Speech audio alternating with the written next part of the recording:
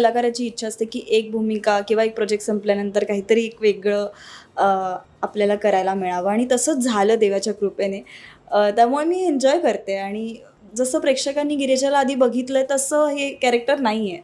त्यामुळे मला आणखीन मजा येते. ज्या गोष्टी खरं तर हिरो करत असतात, फाईट वगैरे सगळं, तर ते सगळं करायला मिळतं. ते शिकायला मिळतं, म्हणजे करत करत पण शिकायला मिळतं.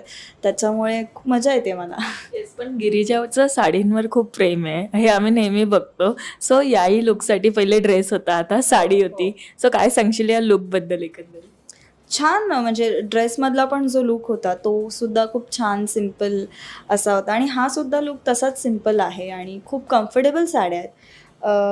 अजिबातच त्रास होत नाही आणि खूप इझिली बसणाऱ्या अशा आहेत. मला साड्या आवडतात, अशा साड्या आवडतात ज्या खूप फुगत नाहीत किंवा त्रास देत नाहीत बसायला.